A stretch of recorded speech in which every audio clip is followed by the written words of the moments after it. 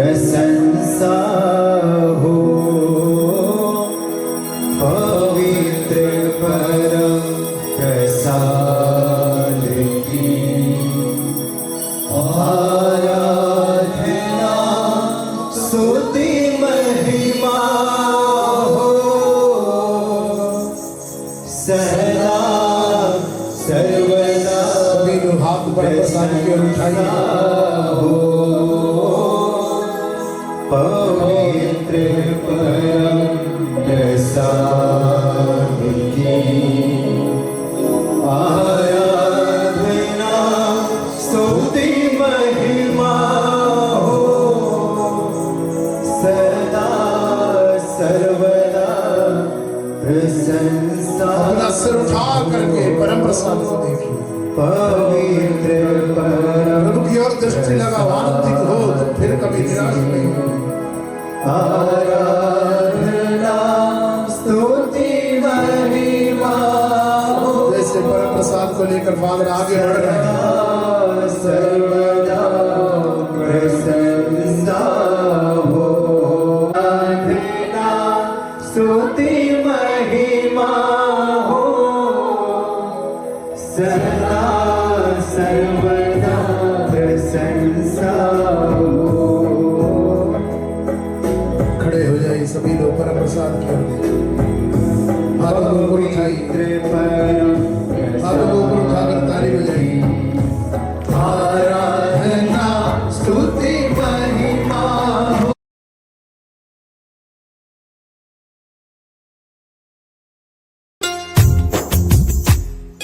मारे हैये आवजे हे नाथ, मारे हैये आवजे हे नाथ। राजे थाशे प्राण मारो, राजे थाशे प्राण मारो, जोई तुझ आवास। मारे हैये आवजे हे नाथ, मारे हैये आवजे हे नाथ।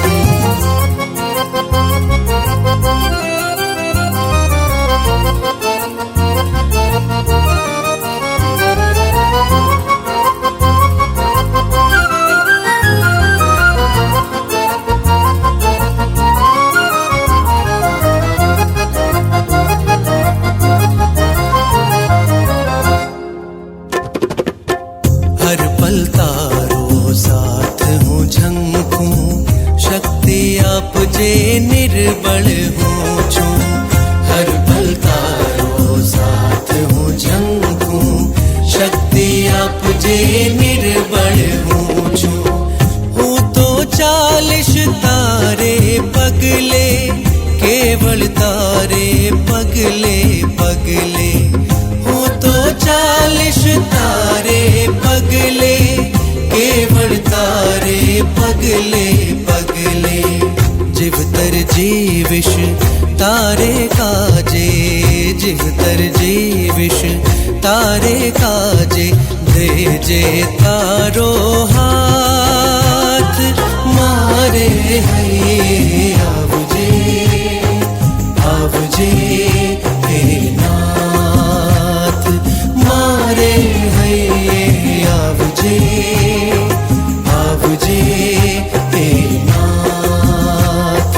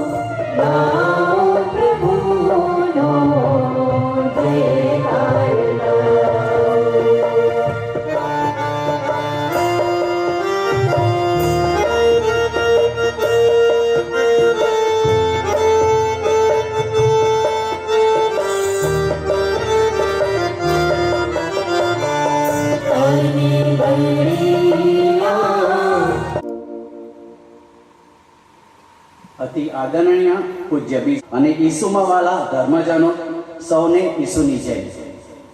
પ્રભુના પ્રેમમાં રહો. ખ્રિસ્તી ધર્મને જો એક જ લીટીમાં કહેવો હોય તો કહી શકાય, એક જ પરમેશ્વરની સેવા અને માનવ બંધુ પર જાત જેટલો પ્રેમ.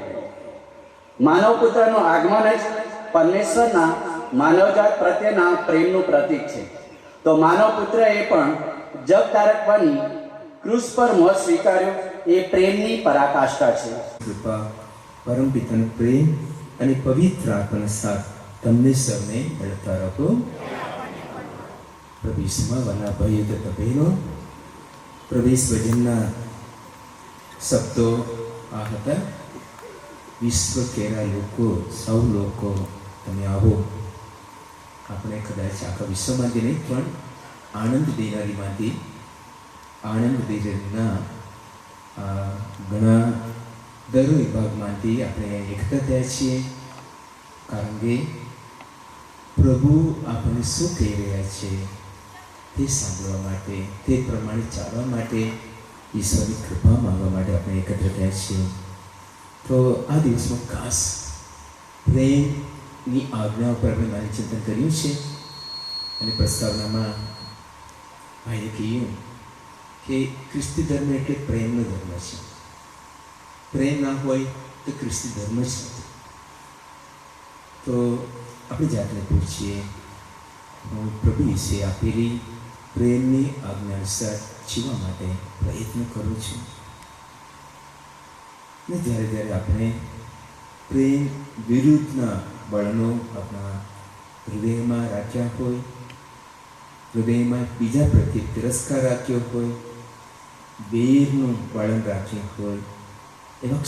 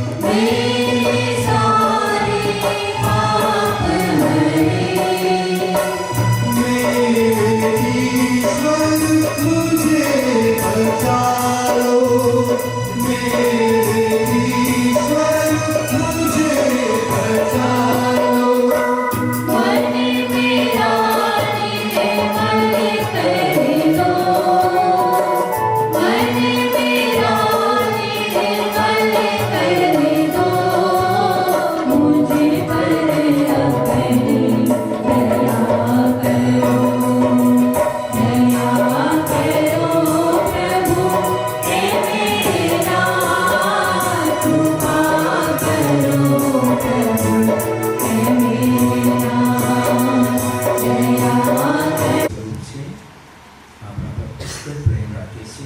એમનો આભાર માની અને સૌગાન કરીએ.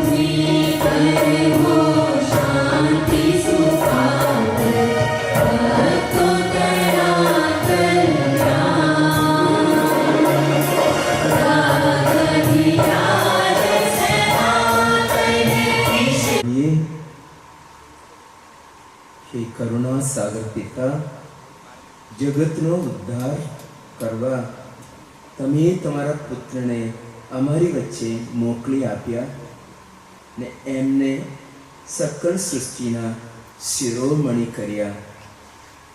એમના અંદરમાં પ્રજ્વળી રહેલી પ્રેમ જ્વાલામાં આખા વિશ્વને આવરી લો ને તમારા નામના મહિમાને અર્થે એને સમર્પિત કરો. આ પ્રાર્થના અમે તમારા પુત્ર અમારા પ્રભુ ઈસુ ખ્રિસ્ત પર કરીએ છીએ. તેઓ તમારી તેમજ પવિત્ર આત્માની સાથે સાક્ષાત પરમેશ્વર છે, સર્વના જીવન દાતા છે. પહેલો દાખલો એક વિધવાનો છે. દેશમાં ભયંકર દુષ્કાળ પડ્યો છે. ભલભલાના કોઠારો ખાલી થઈ ગયા છે, છતાં એ ગરીબ વિધવાને ત્યાં ખાવાનું કદી ખૂટતું નથી. શા માટે? પોતાની પાસે જે થોડું હતું તે વેચીને ખાવા તૈયાર થઈ ગઈ હતી તે માટે. રાજાઓના પહેલા ગ્રંથમાંથી પાઠ 17નો અધ્યાય 10મી કલમથી 16મી કલમ સુધી. વિધવાએ પોતાની પાસે જે કાંઈ હતું તેમાંથી એક ચાંદકી બનાવી એલિયા આગળ ધરી. એલિયા સારફત ચાલ્યો ગયો. જ્યારે તે ગામની બાગોડે પહોંચ્યો ત્યારે તેણે એક વિધવાને લાકડા વીંટી જોઈ અને એને હાથ મારીને કહ્યું, જરા મને પૂજામાં થોડું પાણી પીવા લાવી આપો ને. તે બાઈ લેવા જતી હતી ત્યાં તેણે બૂમ પાડીને કહ્યું, સાથે થોડો રોટલો પણ લાવજો. પણ તે બોલી, તમારા ઈશ્વર પ્રભુના સંત, માટલીમાં મુઠ્ઠી લોટ અને બરણીમાં થોડું તેલ છે, એ સિવાય મારી પાસે કશું ખાવાનું છે નહીં. આ હું 2-4 લાકડા ભેગા કરું છું, જેથી જઈને મરવા પહેલાં મારા માટે ને મારા દીકરા માટે કંઈ રાંધી શકું. એલિયાએ કહ્યું, ગભરાઈશ નહીં, જા અને એ પ્રમાણે કર. પણ પહેલાં તારી પાસે જે કાંઈ છે તેમાંથી મારા માટે એક ચાંદકી બનાવી લાવ, અને ત્યાર પછી તારા દીકરા માટે અને તારા માટે બનાવજે. કારણ ઇસ્રાયેલના ઈશ્વરના પ્રભુના વચન છે કે પ્રભુ ભૂમિ પર વરસાદ ન મોકલે ત્યાં સુધી માટલીમાંનો લોટ કદી ખૂટશે નહીં અને બરણીમાંનું તેલ ખલાસ થશે નહીં. આથી તેણે જઈને એલિયાના કહેવા પ્રમાણે કર્યું અને લાંબા સમય સુધી એલિયાને, તે બાઈને અને તેના કુટુંબને ખાવાનું મળતું રહ્યું. એલિયા મારફતે પ્રભુએ ભવિષ્યમાં ભાગ્યું હતું તે પ્રમાણે માટલીમાંથી લોટ ખૂટ્યો નહીં કે બરણીમાંનું તેલ ખલાસ થયું નહીં. આ પ્રભુની વાણી છે.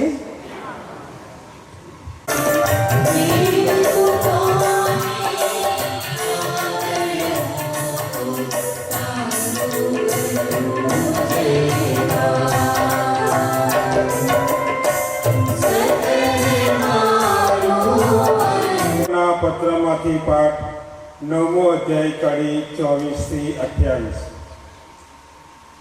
ખ્રિસ્તે માણસના બનાવેલા મંદિરમાં અસલ મંદિરની નકલમાં પ્રવેશ નથી કર્યો, પણ સ્વર્ગમાં જ પ્રવેશ કર્યો છે, જેથી અત્યારે આપણા તરફથી ઈશ્વર સમક્ષ ઊભા રહી શકે.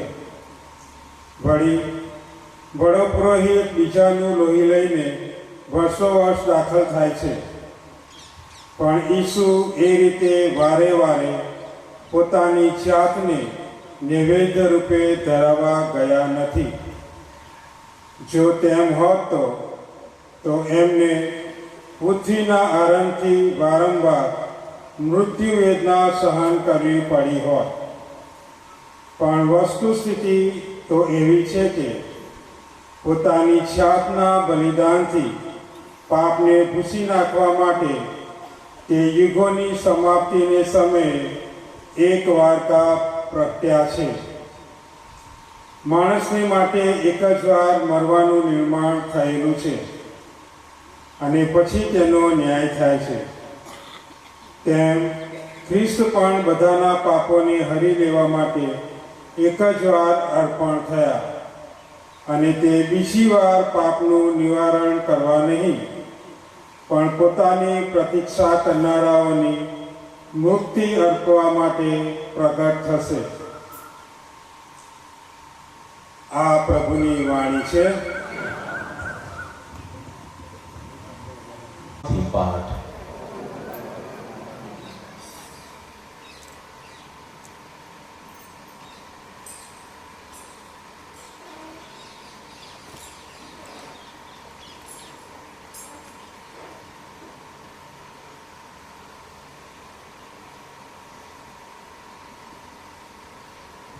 ઉપદેશ દરમિયાન ઈસુએ કહ્યું, શાસ્ત્રીઓથી ચેતતા રહેજો, જેમને લાંબા લાંબા ઝભ્ભા પહેરીને આમ તેમ ફરવાનું અને રસ્તે ઘાટે લોકોના વંદન ઝીલવાનું તેમજ સભાગૃહોમાં આગલી બેઠકો અને ભોજન સમારંભોમાં મુખ્ય સ્થાન મેળવવાનું ગમે છે. તેઓ વિધવાઓની મિલકત હોૈયા કરી જાય છે અને સાથોસાથ દેખાવને ખાતર લાંબી લાંબી પ્રાર્થનાઓ કરે છે. તેમને વધુ આકરી સજા થશે. ઈસુ મંદિરના ભંડાર સામે બેઠા હતા. લોકો તેમાં પૈસા નાખતા હતા તે જોતા હતા. ઘણા પૈસાદાર લોકો મોટી મોટી રકમ નાખતા હતા. એવામાં એક ગરીબ વિધવાએ આવીને તેમાં 2 કોડી નાખી. ઈસુએ શિષ્યોને પાસે બોલાવીને કહ્યું, હું તમને ખાતરીથી કહું છું કે ભંડારમાં પૈસા નાખનાર બીજા બધા કરતા આ ગરીબ ભાઈએ વધારે નાખ્યું છે. કારણ એ બીજા લોકોએ તો પોતા પાસે જે વધારાનું હતું તેમાંથી નાખ્યું છે, પણ આ ભાઈ પાસે તો પોતા માટે પણ પૂરતું નહોતું. છતાં એણે પોતાની પાસે જે કંઈ હતું તે બધું જ પોતાની જીવાદોરી જ આપી દીધી. મારા વહાલાઓ, આ પ્રભુ ઈસુની વાણી છે. Sebastian અને તેની ટીમના સભ્યો, વાલા ફાધર જેતુ, પેરિસ પ્રીસ્ટ, ઉપસ્થિત સર્વ ફાધરો, સર્વ સિસ્ટરો અને વાલા ભાઈ અને બહેનો અને વાલા બાળકો, આપણે આ 3 દિવસ દરમિયાન ખાસ પ્રેમની આજ્ઞાઓ પર મન ચિંતન કરતા આવ્યા છીએ. અને મને ચિંતન કરવા માટે આપણને આપેલો વિષય છે, મારા પ્રેમની છાયામાં તમારો વાસ હતો. To be in my love or abide in my love. દરેક માનવીને, ફક્ત માનવી નહીં, પ્રાણીઓને પણ પ્રેમની ભૂખ તરસ છે. પ્રાણીઓને પણ કેમ, કૂતરાઓ અને બિલાડીઓ અને અમુક જંગલી પ્રાણીઓને પણ પ્રેમનો અનુભવ થાય તો પછી તેઓ પણ બહુ સરસ સુંદર રીતે પ્રેમથી વર્તે. પ્રાણીઓ પણ, જંગલી પ્રાણીઓ સુધા. અને ચોક્કસ દરેક માનવીમાં પણ પ્રેમની તરસ છે. અને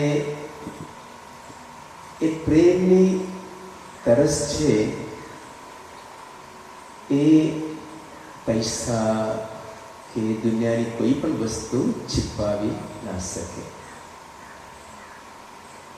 અમુક વખત લોકો પાસે પૈસા હોય, દુનિયાની મોંઘી મોંઘી વસ્તુઓ હોય, પણ પ્રેમ ના મળે તો તેમના મનમાં આનંદ અને શાંતિ ના રહે. એક વખત એક કુટુંબના સભ્ય મને મળવા માટે આવ્યા હતા. પતિ, પત્ની, એક દીકરો અને દીકરી, 4 જણ મળવા માટે આવ્યા હતા. તો બેને વાત કરવાનું શરૂ કર્યું. બેને કહ્યું, ફાધર, આ મારો છોકરો છે ને બહુ મસ્તી કરે છે અને 8મા ધોરણ ભણે છે, લગભગ બધા વિષયમાં નાપાસ, અને તેના પપ્પા એને બહુ મારપીટ કરે છે કારણ કે એ નાપાસ થાય છે. તો એના પપ્પાને પૂછ્યું, કેમ બહુ મારપીટ કરો છો? ક્યાં? શું કરું ફાધર? હું એ જે સ્કૂલમાં પડે તે સ્કૂલમાં ટીચર છું અને જે ક્લાસમાં હું ક્લાસ લઉં છું એ બધા છોકરાઓ સરસ સારા માર્ક લઈને પાસ થાય છે. મારો છોકરો નપાસ થાય છે. તો બધા બીજા ટીચરો મારે કે અરે તમે ટીચર છો, બીજા છોકરાઓ પાસ થાય છે તમારા વિષયમાં, પણ તમારો છોકરો નપાસ થાય છે ક્યાં? એટલે મને બહુ ગુસ્સા આવે છે. એટલે ઘરે આવું એટલે બરાબર મારું છું મારા છોકરાને. અને મેં પૂછ્યું છોકરો શું કરે છે? સુધારો છે? મારપીટ પછી બિલકુલ સુધાર નહીં. શરૂઆતમાં ફક્ત 2-3 વિષયમાં નપાસ થતો હતો, પછી 4-5 વિષયમાં લગભગ બધા વિષયમાં વધુ. હું જ્યારે એને મારું એ તેની નાની બહેનને મારે છે. એ તો 3જા ધોરણમાં હતી. તો મેં કહ્યું તે સારી રીતે અભ્યાસ કરવા માટે તમે સુવિધાઓ આપી છે? હા, એના માટે અલગ રૂમ છે, સરસ ટેબલ છે, ખુરશી છે, બધી વસ્તુઓ છે. કારણ કે હું કાંઈ કહ્યું હું ટીચર છું અને એની મમ્મી પણ નોકરી કરે છે, એટલે પૈસાની બાબતમાં કોઈ મુશ્કેલ નથી. એને પૈસા આપીએ છીએ, બધી વસ્તુ આપીએ છીએ. તો પૂછ્યું તમે એની સાથે કેટલો સમય ગાળો છો? તો બંને નહીં, પતિ અને પત્ની બંને એમના માથા પર છે કરી દીધા. સમય નથી આપતા, સમય નથી મળતો ફાધર. કારણ કે બેને કહ્યું એના પપ્પા ટીચર છે, પછી સ્કૂલ છૂટે એટલે ટ્યુશન માટે જાય, ટ્યુશન લેવા માટે. ટ્યુશન પતે એટલે જમવા માટે આવે, જમ્યા બે તરત ન્યૂઝપેપર વાંચવાનું બેસી જાય. તે દિવસ મોબાઈલની મુશ્કેલી ના હતી, ઘણા વર્ષો પહેલાંની વાત. ન્યૂઝપેપર વાંચવા બેસી જાય, પછી સૂઈ જાય. એટલે છોકરો સાથે નહીં સમય નહીં ગાળે. અને તમે, હું પણ નોકરી કરું છું, નોકરી છૂટ્યા પછી આવું છું, ઘરનું કામ કરવું પડે, રસોઈ કરવી પડે, અને પછી જમ્યા પછી હું પણ પછી સૂઈ જાઉં છું. તો છોકરા સાથે સમય ગાળવા માટે તેમને સમય મળતો નથી. એટલે મેં કહ્યું તમારે સમય આપવો જોઈએ. તેમણે કહ્યું અમે પૈસા આપીએ છીએ, બધી વસ્તુ આપીએ છીએ, કેમ સમય આપવો જોઈએ? એટલે છોકરાને પ્રેમની જરૂર છે. પ્રેમ કરીએ છીએ એટલે જ તેના માટે બહુ મહેનત કરીએ છીએ, બધી વસ્તુ પૂરી પાડીએ છીએ. મેં કહ્યું બધી વસ્તુ પૂરી પાડો છો, પૈસા આપો છો, બરાબર છે, પણ ફક્ત એમાં પ્રેમ દર્શાવવામાં આવતો નથી. તમે તમારા છોકરા સાથે સમય ગાળો, એમની સાથે બેસો, તેમનું કહીયું સાંભળો, થોડું રમો, વાતચીત કરો, તો છોકરાને લાગે અમારા મા બાપ અમારા પર પ્રેમ રાખે છે. અને જો તેને એ પ્રેમ મળે, આપમેળે તેના અભ્યાસમાં સુધારો થાય. પછી એ મા બાપને ઘણા વર્ષો સુધી મળ્યા નહીં. પછી થોડા વર્ષો પહેલાં એમને મળે તક મળી. ખાસે એ બહેનને પૂછ્યું છોકરો શું કરે છે? પછી છોકરો સરસ સુધરી ગયો અને અભ્યાસ કર્યો, કોલેજ ગયો અને સારી નોકરી મળી, તે સારી નોકરીમાં બેઠો છે. બરાબર. તો છોકરાને શું ખૂટતો હતો? પ્રેમ ખૂટતો હતો. એટલે તે અભ્યાસમાં ધ્યાન આપી શકતો ના હતો. પૈસા હોય, બીજી વસ્તુઓ હોય, પણ પ્રેમની ભૂખ તરસ મટાડવામાં નહીં આવે, પછી છોકરાઓ, બાળકો અભ્યાસમાં ધ્યાન આપી ના શકે. એ ફક્ત બાળકોની વાત નહીં, મોટાઓને પણ પ્રેમની જરૂર છે. એક વખત એક માણસે મને કહ્યું મારી પત્ની પ્રેમ કરતી નથી મારા હતા. તો મેં કહ્યું એટલે આજે તમને શું લાગે છે? મને બહુ ગુસ્સો આવે છે, કારણ કે હું બહુ મહેનત કરું છું, બધું પૂરું પાડું છું, પૈસા આપું, બધું આપું છું, કે મારો પ્રેમ કરતી. એમને પણ એ જ પ્રશ્ન પૂછ્યો, પત્ની સાથે તમે કેટલો સમય ગાળો છો? એમની સાથે બેસો છો, સાંજે નોકરી પછી તેમની વાત સાંભળો છો, એમને માન આપો છો, ઘરના કામમાં અમુક રીતે મદદ કરો છો, તેના મનમાં કોઈ સમસ્યા હોય તે કહે ત્યારે સાંભળો છો માન આપીને, અને એ સમસ્યાનો ઉકેલ આવવાનો વિચારને પ્રયત્ન કરો છો, તો તેમને કેવું ના ખાસ એમને સાંભળવા માટે સમય આપતો નથી. એટલે કહ્યું એ મુખ્ય છે.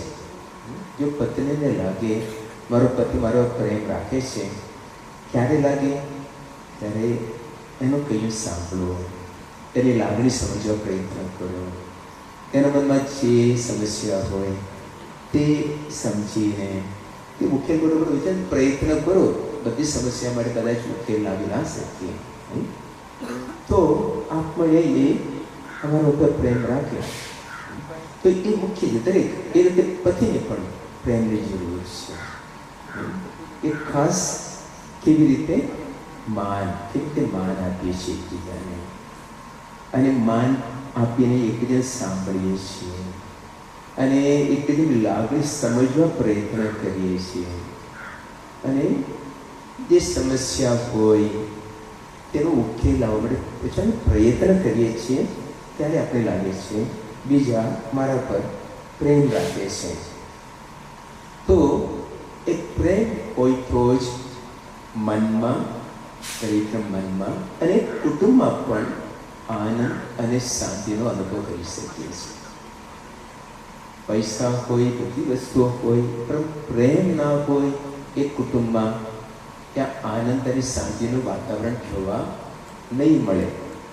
એટલે જ પ્રભુ ઈસુએ આપણને પ્રેમની આજ્ઞા આપી છે. એને પૂછવામાં આવી સૌથી મોટી આજ્ઞા કઈ છે? પ્રેમની આજ્ઞા આપી. ઈશ્વર પર પ્રેમ રાખો, જાત જેટલો માનવ બંધુ પર પ્રેમ રાખો. બરાબર. અને પ્રસ્તાવનામાં કહ્યું, કોઈ એવું ના કહી શકે હું ઈશ્વર પર પ્રેમ રાખું, માનવ બંધુ પર પ્રેમ નહીં રાખું, એ સાચો પ્રેમ નહીં. કારણ કે સંયોગમાં તેમાં પહેલા પત્રમાં આ પ્રશ્ન પૂછીએ છીએ, ઈશ્વર અદૃશ્ય છે, એને આપણે જોઈ શકતા નથી, તો આપણે જો એમ કહીએ ઈશ્વરનો પ્રેમ રાખું છું પણ માનવ બંધો પ્રેમ નહીં રાખું, એ ખરેખર સાચો પ્રેમ નથી. પણ જે દ્રશ્ય લેવાય માનવ બંધો પ્રેમ રાખીએ, એનો અર્થ છે અદ્રશ્ય ઈશ્વર ઉપર પ્રેમ રાખવો છે. એટલે સાચો પ્રેમ એટલે ઈશ્વરનો પ્રેમ અને જાત જેટલો માનવ બંધો પ્રેમ. તો કેવો પ્રેમ? પ્રભુ ઈસુ કહે છે, મેં જે તમારો પ્રેમ રાખ્યો છે તે પરસ્પર રાખો. અમુક વખત લોકો સરખામણી કરીને મારા પતિ કરતાં હું વધારે પ્રેમ કરું છું, મારા બાળકો કરતાં હું વધારે પ્રેમ કરું છું, પડોશી કરતાં વધારે પ્રેમ કરું છું. સરખામણી કરવાની હોય લોકો સાથે નહીં, ઈશ્વર સાથે. પ્રભુ ઈસુએ કહ્યું છે, તમે તમારા પડોશી જેટલો પ્રેમ રહે તેટલો પ્રેમ. એટલું નથી કહેતા, મેં જે તમારો પ્રેમ રાખ્યો છે તે તમે પરસ્પર પ્રેમ રાખો.